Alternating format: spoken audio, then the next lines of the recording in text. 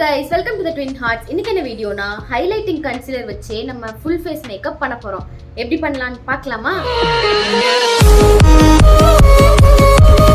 நான் வந்து ஃபேஸ் நல்லா கிளென்ஸ் பண்ணிட்டு ஸ்கின் கேர் ஃபுல்லாவே நான் கம்ப்ளீட் பண்ணிட்டேன். ஃபர்ஸ்ட் நம்ம ஐப்ரோஸ் ஃபில் பண்ணிட்டு ஐ மேக்கப் முடிச்சிட்டு அதுக்கு அப்புறம் பேசிக் போலாம். எல்லா வீடியோலயும் காட்டுற மாதிரி நான் ஐப்ரோக்கு வந்து மிஸ்க்லாரோட ஐப்ரோ பேலட் அதுல இருக்க டார்க்கஸ்ட் ஷேட் யூஸ் பண்றேன்.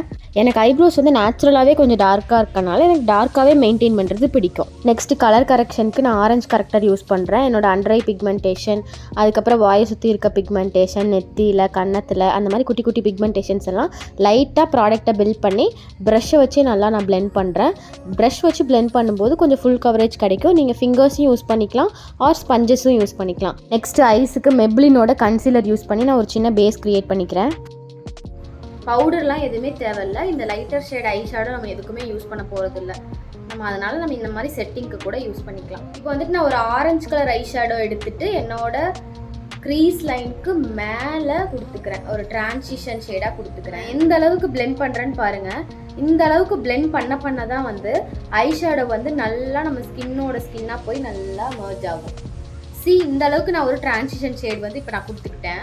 இதே மாதிரி இந்த கண்ணில் கொடுத்துக்கலாம். இந்த டிரான்சிஷன் ஷேடுன்றது வந்து எப்போவுமே வந்து லைட்டர் கலர்ஸாக தான் நம்ம சூஸ் பண்ணணும். ஒரு பிரிக்லெட் கலர் எடுத்துகிட்டு நான் இப்போ என்னோட க்ரீஸ் லைனுக்கு வந்து நான் நல்லா பிளெண்ட் பண்ணிக்கிறேன்.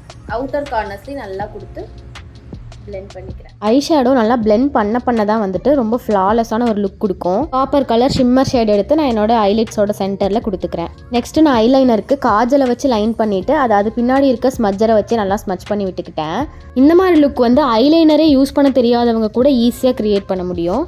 வந்து நம்ம எங்கெல்லாம் பிக்மெண்டேஷன்ஸ் இருக்கோ அங்கெல்லாம் ஆரஞ்சு கரெக்டர் போட்டோம்.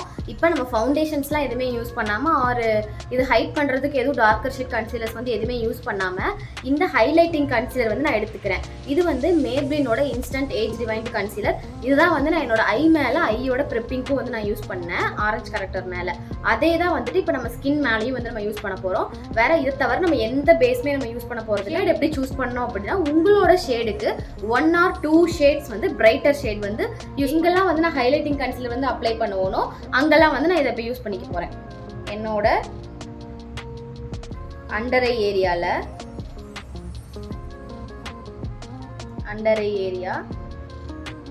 ஹெட்டில் நோஸோட சென்டர் பாயிண்ட்ஸில் அண்ட் இந்த இடத்துல இங்கே யூஸ் பண்ணுவோம். நமக்கு வந்து கான்டோர் இந்த இடத்துல வருமோ அப்போ அதுக்கு கீழே ஒரு லைன். ஃபர்ஸ்ட் நான் வந்து இந்த இடத்த பிளெண்ட் பண்ணிக்கிறேன். டவுன்வர்ட்ஸில் பிளெண்ட் பண்ணும். இந்த சீக்கில் பிளெண்ட் பண்ணுறப்ப சேம் இந்த ப்ராசஸ்க்குமே வந்துட்டு நம்ம ப்ரஷஸும் யூஸ் பண்ணலாம், ஸ்பஞ்சும் யூஸ் பண்ணலாம். உங்களுக்கு எப்படி ஃபினிஷிங் வேணுமோ அதை பொறுத்து சூஸ் பண்ணிக்கோங்க. பிளெண்ட் பண்ணி எடுத்துகிட்டு போகிறேன்றத கவனமாக பார்த்தீங்கன்னா உங்களுக்கு ஈஸியாக புரியும். பிளெண்ட் பண்ண நம்ம நேச்சுரல் ஸ்கின் கலர் வந்து கான்டோர் மாதிரி சேஞ்ச் ஆகும். அண்டர் ஐக்கெல்லாம் வந்துட்டு நல்லா பிளெண்ட் பண்ணால் மட்டும்தான் நமக்கு வந்து அந்த க்ரீஸ் லைன் வந்து கிரியேட் ஆகாது.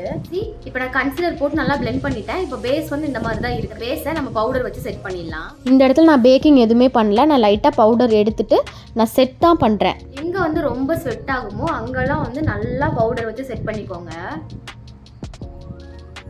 எனக்கு வந்து இந்த வாயை சுற்றி ரொம்ப வேர்க்கும், இந்த மூக்கு மேலே ரொம்ப வேர்க்கும்.